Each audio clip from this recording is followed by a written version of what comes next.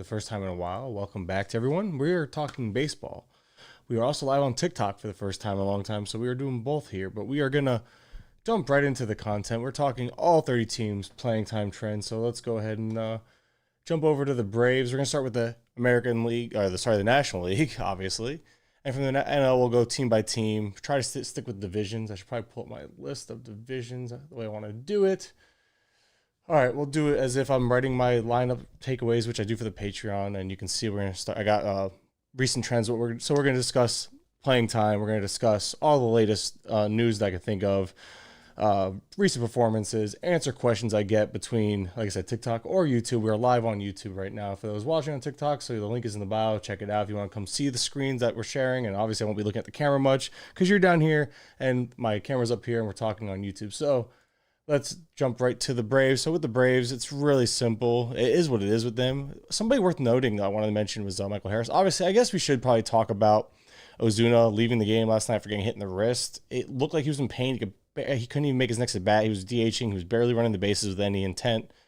So either we'll see Murphy go back to playing more, getting more DH run, as well as obviously d'Arnaud. So I think they have those two to fill in for the most part between DHing and catcher. And the last 14 days, another guy on this team that we've been waiting to come around is Michael Harris. He has 2 home runs stolen base. Obviously, over his last 14 days, the 279 batting average. BABIP is right around where it should be for him. We saw him get a home run last night. The weather's heating up. He's been playing through injuries. I think Harris is finally going to come around and be who we expect him to be. It's just going to give him some time to get there. And then we have, and on the pitching side of things, real quick, Morton. The velo is notably down. Here, I'll show you for reference. Let's go to Savant here and look it up yesterday. It was notably down yesterday for Morton, though. Morton having if it would load, it needs to load. Here we go. And you can actually, again, if you're watching on YouTube, you can see exactly what I'm doing. If you're listening on the podcast, check out the YouTube, youtube.com/GTEFantasy or at GTEFantasy. I forgot how they do it, but Morton's velo notably down yesterday. We're talking 1.3 miles per hour on the fastball, on the four seam, 1.5 miles per hour on the cutter, the changeup down a lot. And you could see here, I can show you with the videos. It's on my Twitter. I tweet a whole lot about baseball, obviously. So the video here, doing that here, trying not to give the volume, and you can see, well, that's not even the right one. That's Tommy Pham. Here we go. It's right here, this one. You can see right here, he kind of started shaking his arm out right there, and they came out, trainers came and looked at Morton. He just wasn't having it. He just wasn't doing well. I mean, he was able to get through the rest of the start. He was hanging pitches. I was watching the start a little bit. Wasn't locating as sharply afterwards. The velocity was down all game. He ended up throwing 100 pitches, though, so how injured is he really? Was it minor? Did he pitch through it? So it's just something, again, we were just kind of watching and waiting there with Morton. So that's the Braves. It's a pretty simple and easy outlook there with them. But we can move on from the Braves. We'll go to the Marlins because that's the next team up. And another team that's kind of simple these days. I know there's a couple guys like, what's his face due back? Where is it? Obviously, Chisholm's due back soon. But Avisail Garcia, Chisholm, he actually needs surgery to fully repair the issue in his foot. However, he's going to come back and play the rest of the year. So he'll be getting that surgery in the offseason. How that will affect his game is to be determined. Might he run a little less? I don't know. I have a hard time believing if Jazz is in the game, he's not playing with that level of intensity, that level of just overall solid performance. Somebody in the chat asked me if I'm a Braves fan. No, actually a Marlins fan. So we exist. We're few and far in between, but we exist. Obviously, Luzardo looked rough last night. The Mariners aren't that. The Mariners are okay. They hit lefties better than righties, I believe, and last night they showed it. But obviously, Braxton Garrett looking great this year. Alcantara struggling. Yuri Perez, he's supposed to be getting sent down sooner than later, probably. You have 2 guys returning between Trevor Rogers, always getting an MRI on it's his non-throwing shoulder, but it's still holding him back right now. And then, because that's something like that, even though it's non-throwing, I guess it could still probably mess with his mechanics, you would think, if it's affecting him. So he's getting an MRI on that. We'll see what happens there. And then you have Braxton Garrett just looking great. Oh, Yuri Perez, and then what's his face? He's not. Why he's Cueto? Here he is. Cueto's also nearing a return from the IL. So it's gonna get tight here. They want to massage Yuri Perez's innings, although I believe they should do it at the major league level. It's not a guarantee that they will, unfortunately. So we were just gonna move over from that to the hitting side of things, and what you see is what you got here with the Marlins. Jesus Sanchez has kind of slowed down quite a bit. I mean, he is kind of streaky. It is what it is, but power is legitimate. Barrel skills are real. Batting in the middle of that lineup against righties, he is in a strict platoon. I do think that is true. Garrett Cooper's playing times has trended back the other direction now, and he's been performing okay. Nothing special or crazy. The occasional home run, which is what makes him like alluring for deeper formats, but Garrett Cooper, 222 over the last 2 weeks. It was Yuli Gurriel who took a turn for the worse in his playing time, but he was and performance. But Yuli was actually holding back Cooper a little bit. Cooper might have been dealing with some a little bit minor injuries or something. He's always nicked up, but Cooper's in the mix there. He's back to trending up. I think he's played 3 out of 4 or 4 straight, one of the two. But, Luis Reyes, Wendell's been sneaky good, kind of, just runs, a little bit of power, a little bit of speed, nothing special, hits for decent average at times. We've seen him do this in the past. He can get a little streaky, be good enough, but not anything special. This team is just so underwhelming. I don't know how they're doing it. Soler's big-time power upside. There's nothing crazy there. And we can move over to we're going to look at the Mets now. Oh, another team that's just rough right now. The Mets, Tommy Pham, I just talked about this morning on Twitter a little bit, but Pham, since the beginning of June, is hitting very, very well. 3 home runs, a stolen base, over I think 333 on batting average. Obviously, BABIP inflated. It's a very small sample, striking out over 30% of the time. But Pham is a guy that has a little bit of power, a little bit of speed. We know what he can do when he's running with it. And full-time plate appearances right now with Alonso out, Pham has stepped into starting pretty much every day, and especially against righties. Whereas like over the last 30 days, I think he's only started 7 games against righties, but 3 of those starts have come in back-to-back days. And so again, that is what we are doing here, talking about these teams over at TikTok. So if you're watching on TikTok, come over to the YouTube because you can see what I'm talking about on the screen. But I digress. Back to it. And those listening on the podcast, ignore the plugs I'm going to be doing a lot because I'm plugging both these, and the podcast is going to be just the audio. Brett Beatty's been disappointing. Just overall disappointing. I don't know. I think there's better days in his future in terms of like actually producing at the big league level, but right now, he's just not doing it. It's not going his way. The power hasn't been there. He hasn't done anything of late to suggest that it's coming around. I do think there are better days ahead just because I think he is like a better hitter. I don't think he's a quad A type of guy, but he's not adjusting well to the major leagues. He is a strong side platoon bat, but same thing with like Mark Vientos. Vientos isn't getting much run. He's not doing well with his small amount of playing time. It's inconsistent at best for Vientos. Not to mention just overall mediocrity. They just signed Luke Voigt, who can also get in the mix now. It's going to be a mess. It's something you don't want to bother with.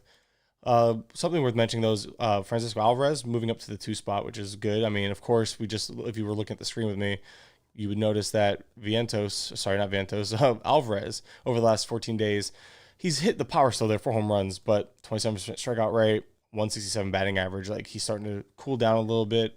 But the power is really the big driving force here. The improved playing time in terms of like getting some DH reps. 2 out of the last 4 starts have been at the DH. And then batting second is a nice little boost to his value. Otherwise, this lineup is underwhelming. It's just underwhelming for a team that we expected to be competitors from the start of the season. Over to Philly. Cody Clemens is interesting in terms of just being a guy. He's playing every day. He's showing off a little bit of power. Nothing special. It's weird. He's shown glimpses in the past when he played for Detroit and stuff. That's Roger Clemens' kid too. I thought he had. I think he missed the home run. I feel like there was a home run or was just foul last night. Maybe I'm misthinking it, but 306 batting average the last 2 weeks. If you go past like the last 3 weeks, I think he's been flashing a little bit more than that, but he's not doing much. Right now it's empty, but the playing time is there, so it's more of like a NL only type of name. But Castellanos is doing Nick Castellanos things after a down year. He's bouncing back in a big way, really performing right now. JT Realmuto showing signs of life again. I know he's only batting 214, but 3 home runs, 2 stolen bases over the last 14 days is a very solid line. You want to see that. But Brandon Marsh kind of came back down to earth. We've seen Stott up and down throughout the year. He's doing well in batting average, stolen bases right now. Power hasn't been a thing. Trey Turner is okay, not great. You expect him to be great. But, yeah, there's not a whole lot changing here. I know Schwarber's been up and down, and like he's back up. And over the last 14 days, he's still hitting just 188, but 4 home runs. So you're getting the power out of him, but that batting average drag is something. Otherwise, Not a lot of turnover here, not a lot of changing. We should expect Derek Hall back eventually, and he can factor right into that first base spot where Clemens is. I think Clemens for them has done enough, and because Clemens is doing enough, he's getting the playing time. But I don't know if it's necessarily playing time you really want for fantasy purposes. Pitching staff is what it is. Nola's usually good, but then gets blown up randomly. Walker's velo's been up, but he's been whatever in terms of like effectiveness. Wheeler, I feel like it's just always bad luck because every time I look at his like the underlying numbers, it's like okay, not bad, but then the production like waivers. I don't know. The Phillies also could use some depth. You'll see them probably be active at the trade deadline if they can afford to be. Nationals are the Nationals. Meneses hitting like 300 on the year, but like nothing else. Candelario useful. Corey Dickerson, strong side platoon. One of my favorite guys here is Luis Garcia, but he's kind of like streaky in terms of the power, but like decent hit tool, and he can steal bases. Lane Thomas leading off regularly. It's one of the few. It's actually very little turnover, but in terms of fantasy relevance, it's not like no world beaters here. Just useful pieces for deeper formats, really. And the pitching staff, same concept, except for like Mackenzie Gore is exciting, but I think his velo was down on the last outing, so you gotta watch out for that because if Gore's velo remains down, we saw what happens when his velo is down over there last year. When Gore's velo was up, it was a very strong production for the most part. But then his velo dipped last year, and when the velo dipped for Gore, the production went with it. So Gore is on that watch list type of thing. Gray has been good, nothing special, but good. He's been serviceable. He's throwing his secondaries way more this year, way less fastball. That four-seamer was getting crushed last year. And now, depending more on the off-speed stuff, the secondary stuff is the way to go in today's game, and he's doing that, and he's getting by with it. He's not going to be anything special, but he's solid, simple, solid, kind of boring. I appreciate that, Dylan, for the comment saying the content's great, the videos and all that. I appreciate that. In the offseason, the videos are way more quality because it's not just me streaming. It's actual thought-out production, but again, we're live on TikTok, so like, share, comment. Appreciate that on the TikTok. On YouTube, do the same. It's greatly appreciated. And, of course, on the podcast, don't forget to check us out on those other platforms where you can catch the videos and all that live. Anyway, goodness, I hate plugging stuff. I really do hate plugging stuff. It's not my strength. But we can get over to the NL Central. We're going to go to the Cubs because we have a lot to get to still. It's a lot of teams. I gotta quicken up some of these. It's hard to quicken them up when you have this mess going on. So you have Talkman batting lead off in 3 or 4, but against you see righty versus lefty, he fluctuates, but he's leading off right now. You have Seiya Suzuki missing time. Day-to-day, last I looked, there was no information, but with him day-to-day, you're seeing Morel get playing time. See, he started 3 in a row, 2 of which came in right field where Seiya plays, and then the one in left field was just to plug in as a day off guy. He's been more of a plug and play depth piece for them right now. Morel's very streaky, a lot of strikeout issues, great tools, but doesn't play enough and doesn't put those tools to use on a consistent enough basis to really have value. Meanwhile, you have Miguel Amaya. Interesting. I view him more in the high floor type of situation there. I don't see him as anything special or anything like that. But it is just worth knowing that he's okay. He's a catcher 2 type in deeper formats. I have him in one of my leagues, and he's serviceable as long as he's playing. He's one of their better prospects in terms of catchers. So he's I don't see Barnhart really factoring. I know Gomes and him kind of Gomes and Maya get enough playing time between DH and catcher to actually both have C2 viability in deeper formats, but otherwise it is what it is. They're just more of like serviceable, get you by until you can get lucky off the waiver wire. Ian Happ's been good, but unspectacular. It's weird because like with Ian Happ, you expect a little more in terms of juice, and it's just kind of been good batting average. And I'm surprised that he hasn't done more. We can go over his last 14 days here. I'm pulling up the whole Cubs as a whole because the Cubs are just a mess. Obviously, Horner's a stud. Cia has been good, but nothing special. Feels very Kybert Ruiz-ish, minus the Ks, but like the decent batting average, occasional home run. He's not going to be a power stud. He's not going to be a whole lot of help, but he's going to be okay. That's why I'm like circling back to Maya there. But yeah, Ian Happ, stolen base. He's batting 200, but he has been batting better this year as a whole, 360 OBP, striking out only 20% of the time. So this is the last 2 weeks for Ian Happ. So again, not concerned. It's more so just unfortunately boring production. Hey, Eaton. I called you Yancey by his last name. What's going on, Yancey? I don't know how you got on TikTok, but here you are, and I'm on YouTube, and of course, you'll probably listen to the podcast if you don't catch the whole thing live anyway, Yancey. So I appreciate that. I really, really do. Anywho, so Mervis has been awful. Like, there's no way around it. He's been a bust. He looked so good, and like everything about him looked great in the underlying numbers in terms of like the plate approach and power production, and it's been a complete disaster, all things considered. If you're desperate for playing time and stolen bases, Mike Tauchman is getting playing time, but Bellinger should be working his way back sooner than later too. So Wisdom, they show him as everyday guy. He does play mostly, but with Madrigal back, you see he started 3 straight. Madrigal can factor in against righties again. Patrick Wisdom, we know him as a lefty crusher. They've had a lot of lefties on the schedule lately, and they have a few more this week. So we should see more Patrick Wisdom, but it's really home run or bust for Patrick Wisdom. Nothing special there. We move over to the Cincinnati Reds. It's a very exciting team, actually. I love the Cincinnati Reds. Not really much to say here. Friedel is back. He's leading off. Fraley's out. And when Fraley comes back, it's going to be interesting because Benson's there. Is Benson going to lose playing time? What's his face? Spencer Steers obviously still in the mix here for first base. And you have, oh my goodness, coming up from the minors. I'm going to have to scroll down and look now. I can't think of his name. Oh my goodness. It's going to drive me nuts. It's obvious. It's Encarnacio Strand. Goodness. He should be coming up, factoring into the corner infield slash DH spot. But then you have Tyler Stevenson, who DHs and catches. You have Fairchild's been serviceable in deeper formats, but he's not going to hold back anybody in the outfield. So right there's a spot for Fraley, but then you have Myers, who's going to factor in. Who Myers should probably just get DFA'd, honestly. And then you have Nick Senzel, who's going to be coming back off the IL too to factor into the outfield. So it's becoming a very crowded situation, but a fun one because the Reds are very, very interesting and a fun team, and the pitching staff.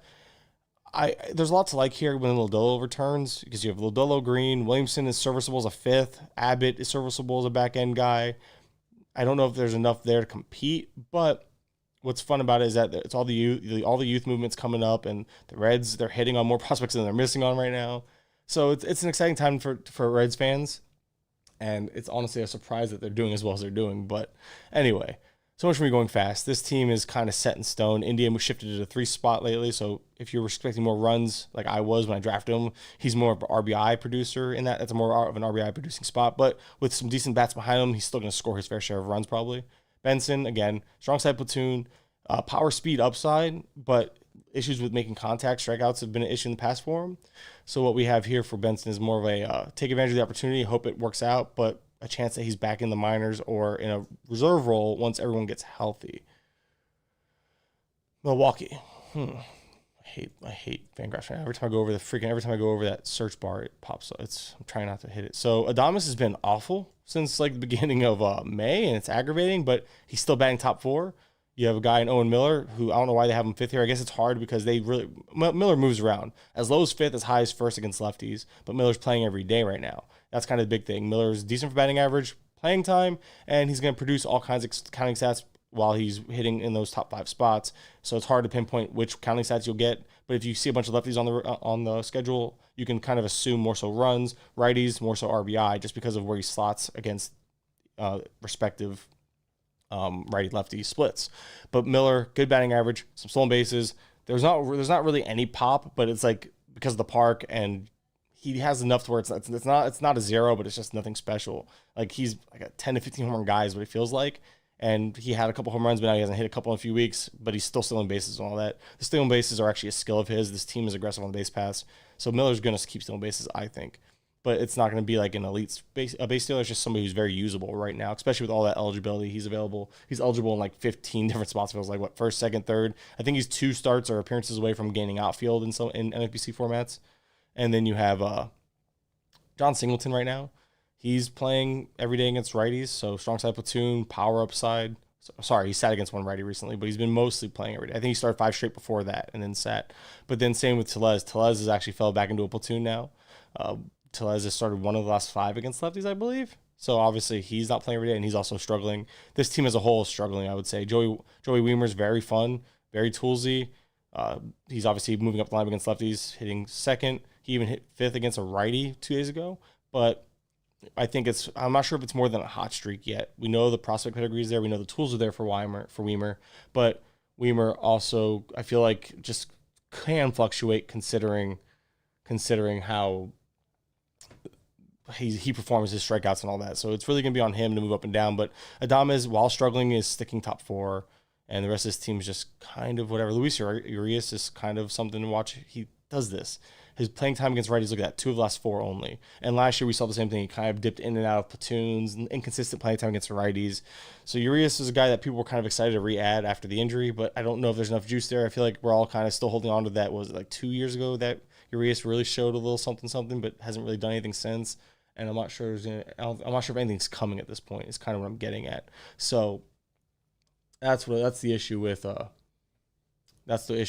Urias. So Pittsburgh. Oh, this one's fun. So Marcano was leading off for a little bit.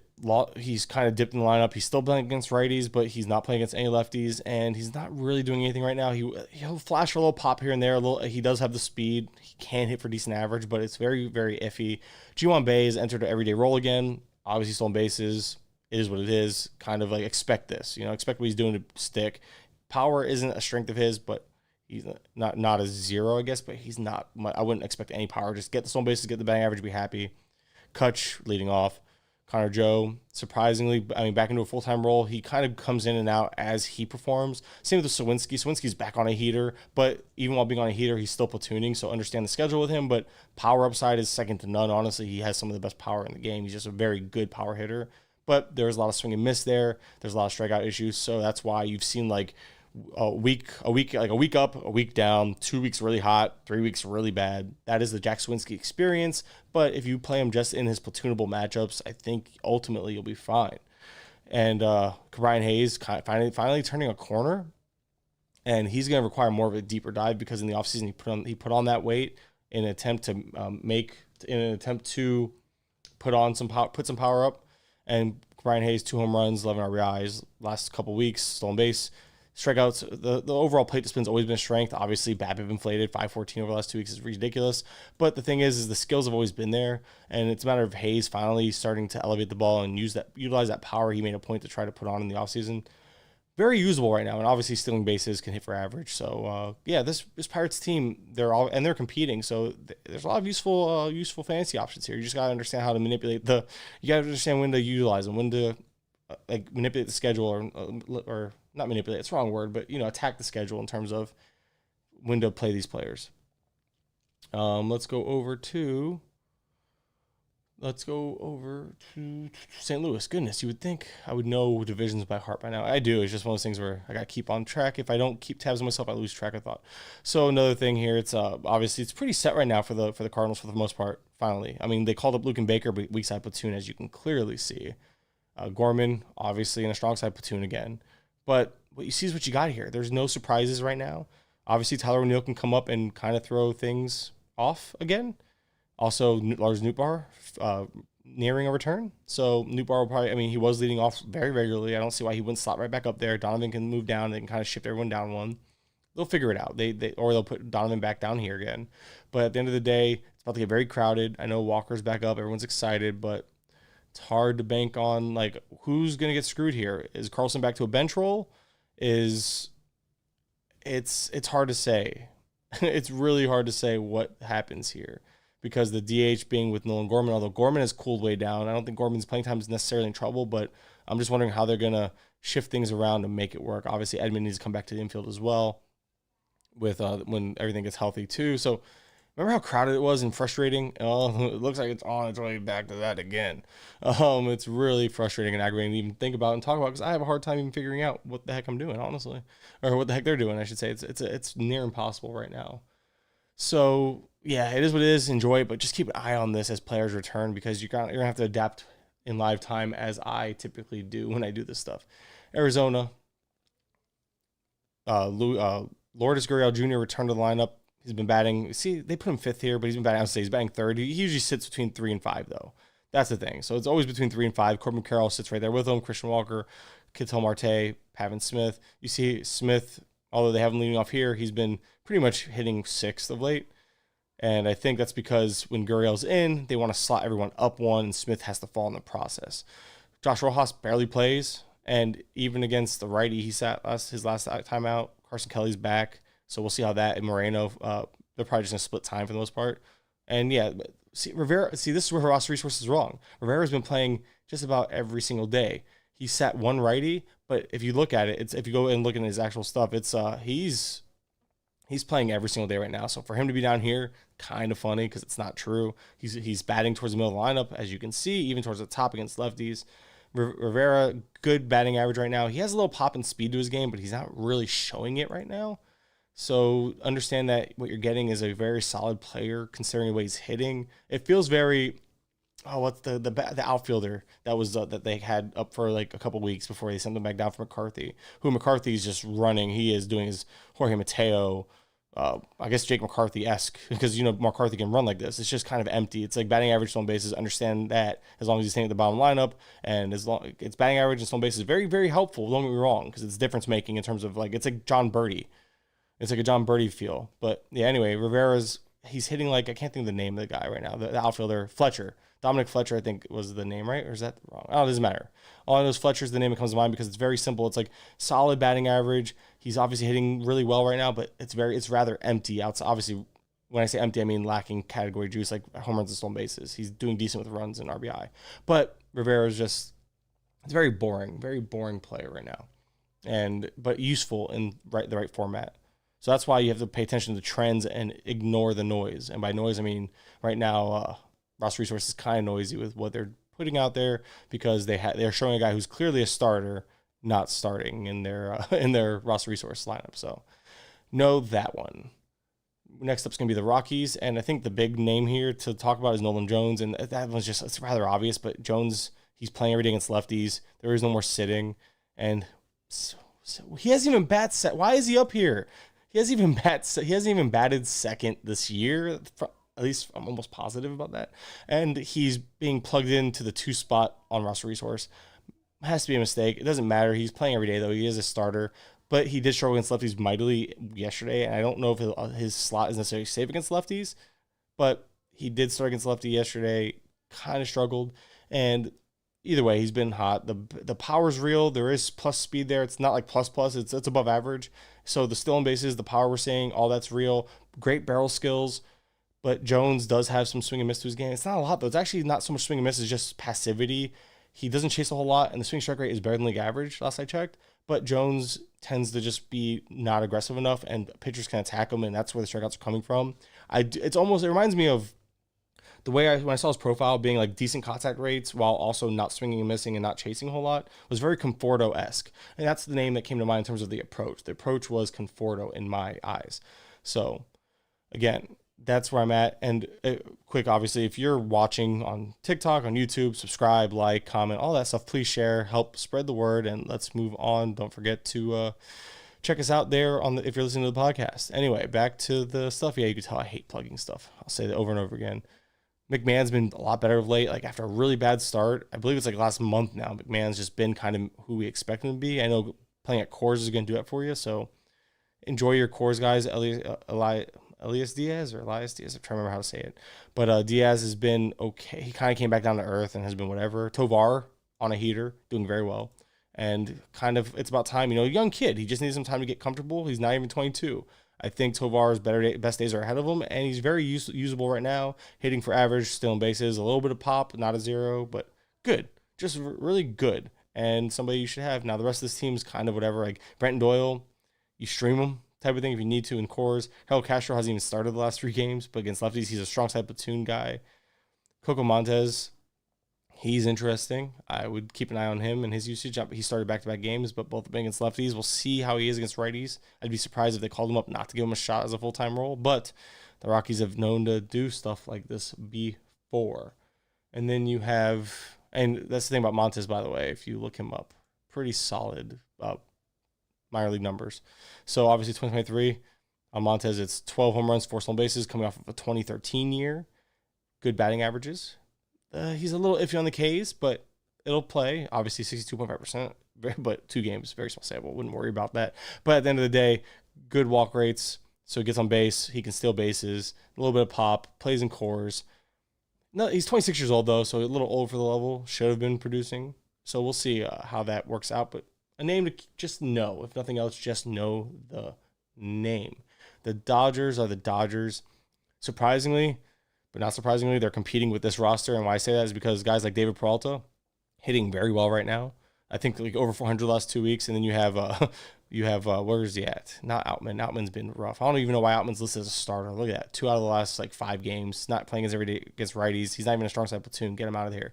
Hayward should be up there where Outman's at, because if you look at Hayward, he's played 3 out of 4 against righties, and he's playing more often than Outman. But that's the thing about these guys. You got to understand with Peralta's played 4 straight, but it's usually that's how it works. Like 3 out of 4, 3 out of 4. Right now it's like 2 out of 4 for out, and that's like it's just, and it'll fluctuate based on production. Johnny DeLuca was called up, but he's a weak side platoon bat. Chris Taylor's more of a weak side platoon bat than an everyday guy, but he does get more righties just because he can fill in around the field, has his uses. But I know Hayward. I know he's played 2 straight, 3 out of 4 against righties, but it's a little bit of pop, a little bit of speed. He's hitting like 280 with like 2 home runs and a stolen base over the last 2 weeks, if memory serves. So it's one of those things where he has his uses and bunches, but it's hard to bank on him. He has to be a very righty heavy schedule to even think about starting him. Same with Peralta, but those guys are going to hit in the bottom half of that lineup. The top half is as solid and studly as it gets. You're not, and then Vargas has been whatever, kind of a bust, I would say, this year. Last I checked, I mean, I know he started off kind of injured, kind of found his swing, and he's just been so whatever. Yeah, it's 225 is obviously disappointing. 6 home runs, 3 stolen bases. Like he was never supposed to be like super strong in either one of those categories, but he was supposed to be at least a solid high floor type, and he's not really giving you that high floor in the batting average and other stuff. So I don't know. It's hard to really be excited about that. The Dodgers and the Giants. The Padres and Giants. Okay, so the Padres, Gary Sanchez is the big one here, batting in the middle of the order, hitting for power. Great catcher option right now considering the position. Carpenter, weak side platoon. Trent Grisham, everyday player, but not great. How the mighty have fallen. I think he spiked that really good. Was it 2020 or 2021 even was okay, and then just kind of been nothing ever since. It sucks to see because I just remember being really in on him getting burned. So it's unfortunate that he hasn't been able to figure it out ever since then. He's still kind of doing his thing though. 226, that's what I'm saying, bad batting average, but he still hits for a little power and still steals bases. So that has value in deeper formats. Just understand the batting average drain is likely there for him. Gary Sanchez, we talked about the power. Hassan Kim, speed. He's playing every day. Nothing. This is one of those lineups that are just kind of very set in their ways.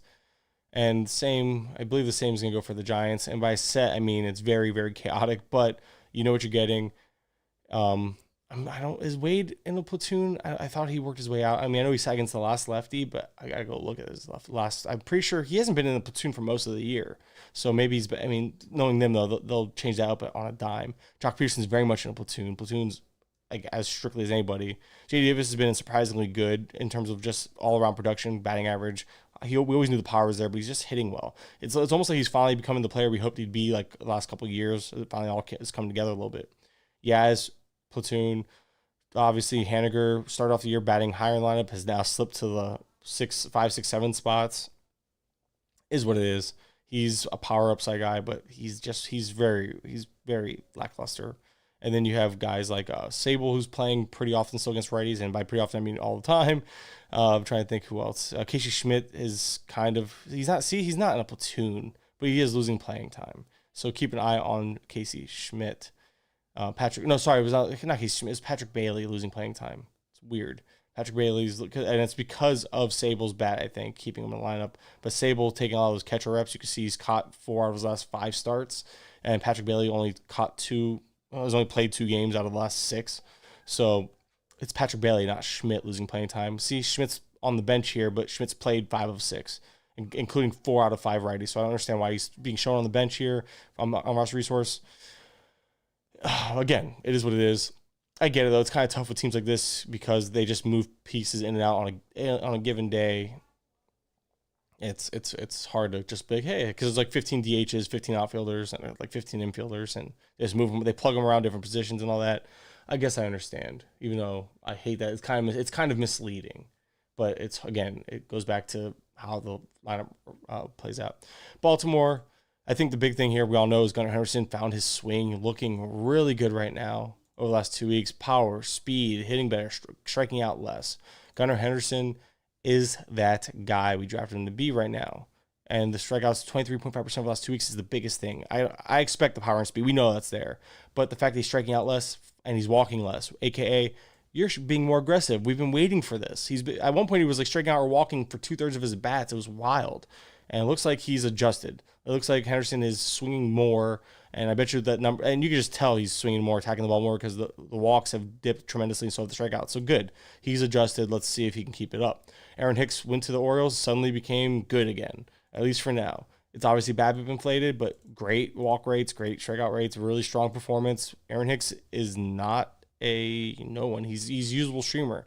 Same with Ryan O'Hearn, a usable streamer, but deeper formats. He plays against righties, sits against lefties, and he's obviously performing well, but it's like it's not even consistent playing time. Mateo, stolen bases are bust. Still not doing anything besides stealing bases. So if you need stolen bases, you're starting him. Otherwise, he's a sit. Mountcastle just having a rough go. I think he was sick lately, right? Recently too. So I don't know. Adam Frazier's come back down to earth. He's back to being a bench. Santander, hit or miss in terms of like starting him or sitting him. It's fine. You're not sitting Adley, still hitting for good average, and he's one of the best catchers in baseball. And in terms of the lineup, obviously, yeah, that's a big one too. Henderson's also moved up the order with this new change in approach, it looks like. So good for him, figuring it out, getting going. Enjoy the ride.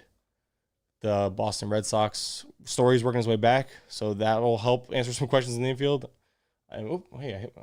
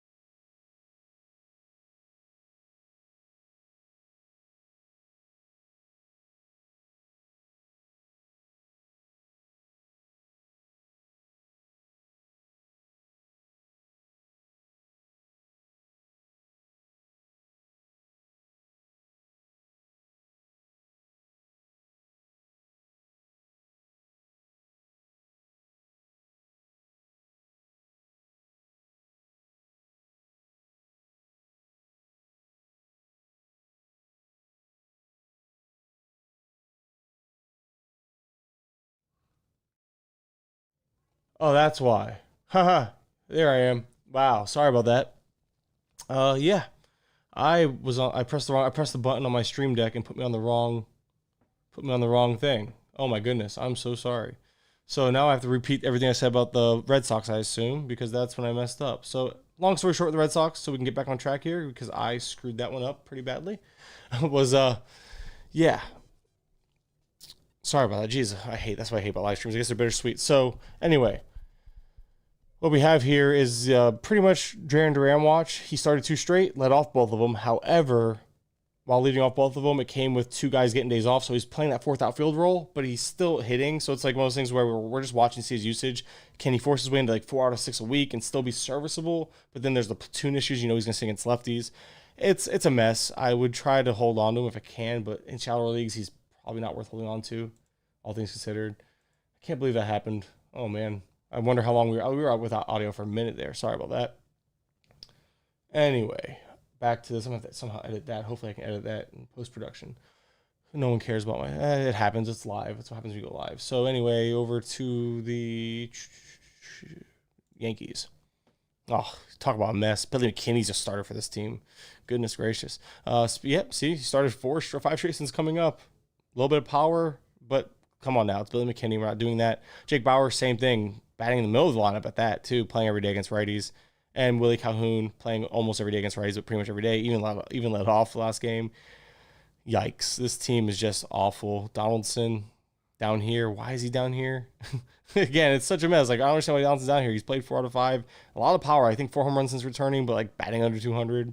He's a starter, though. Don't let this fool you. He is a starter, obviously. And Stanton easing his way in. 2 on, 1 off, 2 on, 1 off. He's going to DH for the foreseeable future, they said, so he's not an everyday player. it's a mess in New York. This New York team is absolutely horrendous right now. But yeah, not a whole lot of viability. Calhoun, if he's going to lead off, there's something there for deeper leagues. Bowers, streaky, power upside in deeper leagues. McKinney, AL only, probably. I can't see myself being all that excited about him. It's all about the health. Judge out for a little bit. Bader always out. I can't say I feel bad for the Yankees, but it's just kind of like annual issues now. Toronto, same idea. It's, what you're getting here. A lot of this is very consistent lineup. Not really much. Just watching Kiermaier's health here. And I know what's his face day to day, Brandon Belt. So with Brandon Belt day to day, we could probably see more Biggio. We've seen Biggio start 2 of 3, and Biggio played first base the last time out for reference. So Biggio, Santiago Espinal, these two will just factor in more. Hard to say who's going to get more playing time. But at the end of the day, this lineup is pretty set. I know Jansen's working his way back, so when Jansen works his way back, Kirk, who's been hitting better lately, it's gonna be interesting to see how that falls out, and that could cause more playing time issues again. Can I rank Duran, Siri, Brennan, Prado? Siri, Brennan, Prado, Duran, probably in that order. But Prado can be over Brennan just because there's more upside there for power. But if you need speed, probably go Brennan over Prado. But I think it's Siri clear number 1 there. You can argue about Prado and Brennan. Prado being a leadoff guy every day is kind of why I would lean his way. And then Brennan, Duran, just because Duran, I don't trust the playing time right now. And we're going to move over to the Central, where we're going to run through the Chicago White Sox, because the White Sox are terrible. Timmy Anderson not producing like the fantasy pick we wanted him to be. Benintendi been hitting for okay average, stealing some bases, but useless otherwise. Eloy, injured. That's the story of his life. I can't believe I bought in this year. And that's pretty much it here. Jake Berger is getting everyday run right now in the process. And we know the power potential is up there, but there's a lot of swing and miss in that game for Jakey Berger. So just know what you're getting there. Rami Gonzalez has shown flashes, but the playing time isn't consistent right now with everyone back. So not a lot to be excited about this team. This team's kind of just bad right now. Not hitting on the upside or potential. We blame the manager when really we should just blame the team, apparently. The White Sox, the Guardians. So we're really watching here is Andres Jimenez's health, because Gabriel Arias can probably fill in the void at second base. Will Brennan's been very solid, hitting for good average, stealing bases, some power. Again, not a 0, but not a strength of his. Josh Naylor's been amazing. Josh Bell has been awful, minus a home run recently, but I don't trust Josh Bell to be a consistent producer at that, let alone fantasy producer. I don't trust him. Deeper leagues is the only place you should really have him, and even then, I'm not making a point to like, I got to start him. It's very much like he's more like, I don't know, like how desperate am I, or am I chasing power, or do I just need play appearances? Because he's going to play every day. So Josh Bell's just a guy that I'm not a huge fan of. I don't think the skills are going to ever be what we've hoped them to be. And at this point, he's just whatever. He's just a guy. Ahmed Rosario, I believe he's showing signs of life. We'll look that up. But it's one of those things where I was never high on him coming into the year. I know there was some hype, a little bit of pop, a little bit of speed, but he can't hit righties. And if you can't hit righties and crush lefties, and you know how you never know how many lefties you're going to see, you kind of just go with the guy that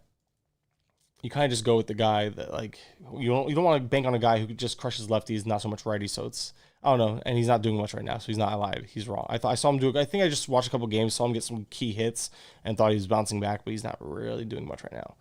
But yeah, so I was saying Brennan, obviously we mentioned it, 2 home runs, 2 stolen bases. The home runs won't be a thing consistently, in my opinion, considering the skill set, but the stolen bases and the batting average can sustain. And then, of course, we talk about Josh Naylor just being a stud this year. J. Ram finally came around, had a 3 home run game. We know the best is yet to come from him. And like I said, I mentioned Arias. Arias should fill in the blank while what's his face is out, Jimenez, who was finally getting going too. So if Jimenez misses time, it's Arias, and Arias has a little bit of power, can steal bases. He's usable in deeper formats, but nothing special. Which again, it's hard to find anybody special once you get past the starting lineup. There's a reason why they're not starters. You know what I mean? But in general, I think Arias has been playing more overall. They make a point to get him in there regardless. Yeah, well, they were at one point. They put him back in a bench role, and then he started the last 2. But you see, first base, third base, shortstop, he's their super util guy. He's this year's Owen Miller for them, basically. So Cleveland, Detroit. Detroit's interesting in the fact that there's always usable names, but nobody's super flashy. McKinstry, he's still leading off against righties. Obviously, plays every day. Some speed there. Torque, tapping into that power a little bit yesterday. We know it's there, but it's just he hasn't put it together. Kerry Carpenter, we've seen it before. We know there's big time power upside there, and he's hitting top of the lineup since returning. Matt Vierling slotted right back into against a righty yesterday. They need the outfield help anyway. He's going to probably play every day again. We know there's a little power, a little speed, and playing time, so you're getting your plate appearances. Otherwise, Javi Baez sucks. Nick Matan, underwhelming, has the occasional game or two. It's like, oh, look, he has some form of upside, but not really. And other than that, you're not touching this team with a 10-foot pole on the offensive side of things. And we have the Twins coming up here, and this another team is just injury riddled. Edouard Julien, he's back to leading off every day. See, they put him. They don't have him in a platoon, but he didn't start against. Oh, he was in AAA. There was a lefty. He got pinch hit for against a lefty his first game back. So I still think he's in a platoon. I wouldn't say he's not in a platoon. I know Ross Resource hasn't shown him in a platoon, but I think he's platooning, and he's awful defender. So we'll see what happens there. Kepler platoon, Larnick platoon, Krylov platoon. It's what they do. They platoon players. Royce Lewis is not in a platoon, and he has some solid tools. He found his swing lately. He's I think he's like 7 for 8 in his last 8 at bats, I believe it is. Been very, very solid. And Michael Taylor, just quietly good. Plays every day, stuck in the 9 spot, but there's power, there's speed. He's useful. He's very useful for fantasy purposes. So he's a guy that I would definitely look to stream in deeper formats. A guy that you can just plug and play. He's kind of boring, but he'll give you some fantasy juice. It is what it is. I don't know. People are just overlooking him. I think over the last couple weeks, he's done it again, too. He does go through cold spells, don't get me wrong, but Michael Taylor is good. Look at that. 3 home runs, 5 stolen bases, batting .294 for the last 14 days. And no one talks about him because he's just Michael A. Taylor. And he does this. So you need to realize that with him. Yeah, nice sound effects, right? I'm obviously getting tired trying to rush through here. Oh, the Royals. We passed on the Royals altogether, but it's easy to forget them because they are the Royals. So then we mentioned Nick Pratto leading off every day. A little bit of pop there, some upside. We know he could do it. And that's pretty much it. The team's been rather consistent. Garcia down here, Waters, Olivares has entered a regular role. Stole base, I think, yesterday as well, and he's been okay lately. So he's playing regularly. We know that Olivares can get hot and run hot, so ride the wave while it's there and enjoy the consistency for once. This is not a team that's been overly consistent most of the year, so if they're going to remain consistent, take advantage. But Nick Pratto's the only real name that's kind of fringe. I'm not a huge Waters guy. I know there's some hype there. There are tools there. And there are reasons for optimism because he has said tools, former top prospect, all that for Waters, but not a guy that I'm blown away by. Like if I could put him on my bench and see where it goes, great. But not a guy I'm going on my way to add and to stream right now. Michael Garcia, we know it's up and down, a whole bunch of strikeouts lately. The batting average has been whatever. Stolen bases are there. He's not as overpowered, but it's one of those things where it's like he's good, but not as good as we expected. I like Michael Garcia too. So. But yeah, like I mentioned, Olivares having a really good couple weeks here, but the last 4 games started in a row, so that's why, playing time's there. Vinny P's out, so Pratto's playing time's as safe as ever. And as we mentioned, power, plate appearances, it can't be streaky, though. Okay, now we're finishing up strong here, and by strong, I mean I'm getting by on fumes. The Houston team, I always forget how much 30 teams is to cover. Mauricio Dubon is the leadoff guy right now. Good batting average, stealing bases, even hit a home run over the last week or so. He's a guy that you could plug and play in deeper formats. He's not quite 12-team relevant. 15 teams and deeper, I would say, is where he's at. But leadoff guy for the Astros, you can argue is 12-team relevant. I just don't think there's enough juice there. However, we're going to say that there's definitely enough. He definitely should be rostered in your 15s and definitely should be plugged in while he's playing. Chas McCormick, who else? Jake Myers and Jolks. It's a mess. These guys are in and out, like playing 2 out of 3 each, and pretty much just tough to really gauge who's going to play when and how often and how long is the stretch going to be and who's producing. And even if they are producing, are they getting enough playing time? It's something I'm trying to avoid because although there is category upside with these guys and being a part of this, you want a part of this lineup. They're not playing consistent enough for my liking. So it's like if you set them for the week, what are they going to play? What if they play 4 out of 7? But they could play 6 out of 7. They can also play 5 out of 7.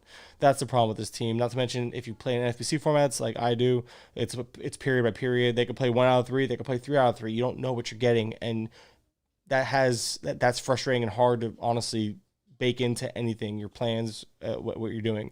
Yannier Diaz is a very good C2 option right now.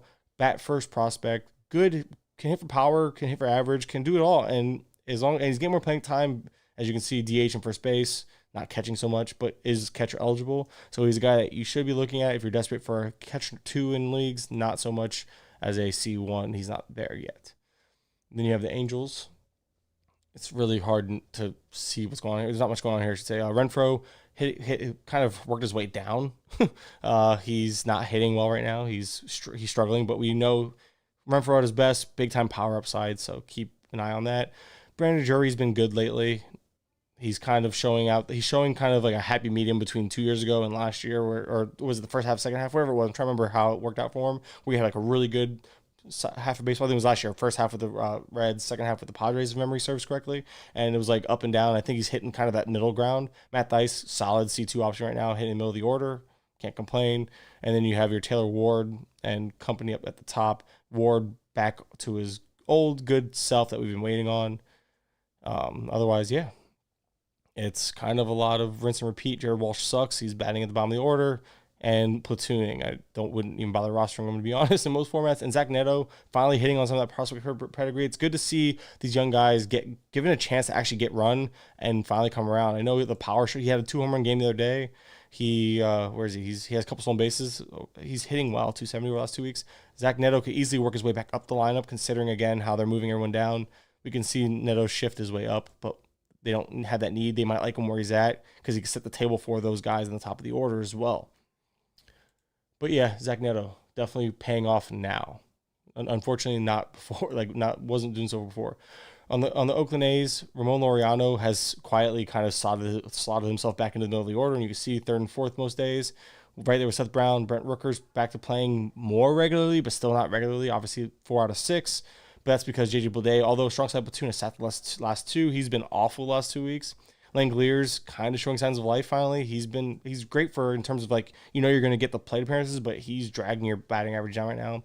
Kevin Smith is quietly back to playing just about every day here for this team. Jace Pearson, good, solid. He has 3 stolen bases, 2 home runs over the last 2 weeks. He's just quietly good. And he did this for the Brewers too, where Pearson just has times and stretches of being very relevant, but it's hard to bank on that. But he's a platoon bat, so I understand that schedule matters heavily for him. Other than that, this team is kind of what you know. Noda still batting second, solid power upside, great on base guy, but runs, RBI, he's playing every day right now, so you don't have to worry about platoons right now. A lot to like there with Ryan Noda. We're almost done here. We got the Mariners, which the Mariners have come around a little bit, but playing the Marlins yesterday and hitting some lefties, it never hurts. But you have JP Crawford leading off, France batting third, Kelenic slowed down, but still batting in the middle of the order pretty regularly. Teo is kind of picking up finally. He's getting going, showing signs of life, which you wanted to see. It took him some time to adjust. And I was pretty in on him at cost earlier this year. I got really down on him really quick. And I'm still optimistic. I still really like him. I just want to see it happen for more than a week or two. But we know Teo's good. We know he can be good, especially and go on some of the hottest stretches you'll see. So maybe that's happening here. Mike Ford, he's getting playing time. He's a strong side platoon bat, hitting for power, but killing your batting average. So you have to prepare for that. But as long as he has playing time, you know there's home runs here. And there's going to be strong side platoon equals playing time here. So there's that. Other than that, Dylan Moore's played 2 of 3, but he only faces, obviously you can see lefties. They have platoon bats, lefties. It is what it is there. It's just, you got to understand the platoons. And yeah, it's just such a boring. Caballero is not good anymore. He produces in bunches, it seems like, and you can't really bank on that, you know. And last team here is going to be the Texas Rangers, which what is there really to say? This team is amazing. Ezekiel Duran is back and doing things. Garver's playing enough. The problem is Garver's still about 7 or 6 games away from getting that catcher eligibility. You have platoons to watch out for, but pretty much the top 2/3 of this lineup, set and forget. And then you have Duran and Tavares, who are kind of set and forget at the bottom. So it's really just the DH. You really don't have to worry about Heim losing playing time. Duran's going to play. He has a little pop, a little speed. Tavares, same thing, more speed than pop, but both very useful. Should be rostered in most formats. Not really much to say on that Texas team. So that's going to do it for the stream. We did it under an hour. I'm very happy about that. Appreciate it. Sorry about the mix-up in between during the whole thing, but we're good. Appreciate those who checked it out on TikTok and appreciate everything in terms of the YouTube. Don't forget to subscribe. And if you're listening to the podcast, 5-star rating review on your way out is greatly appreciated. And until next time, I'm Mike with GT Fantasy, and we'll talk soon.